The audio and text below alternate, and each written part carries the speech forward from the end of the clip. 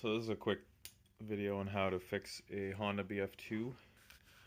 I think also a 2.3. That's your motor. Here's your oil fill.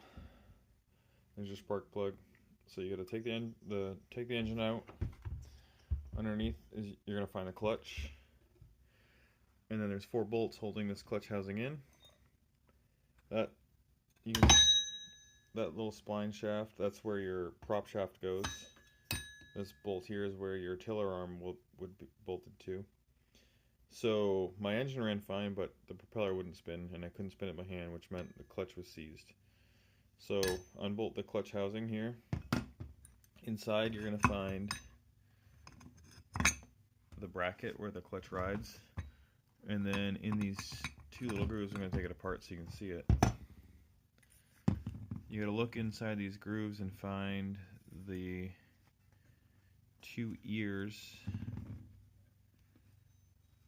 I'm trying to line it up.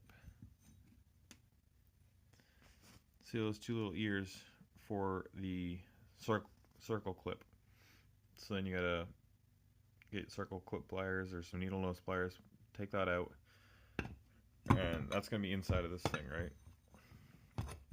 Then you go in from here, hit it with a hammer and a punch until you walk that bearing out. The bearing's just recessed in that groove. It'll come out like that. The circle clip is captive. So your bearing, in my case, completely seized. It looks like it's just a 6004 sealed bearing. 6004 is the size, the model number, basically, of the bearing.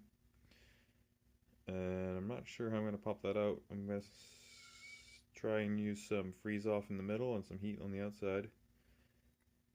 And hopefully it'll be a pretty easy fix.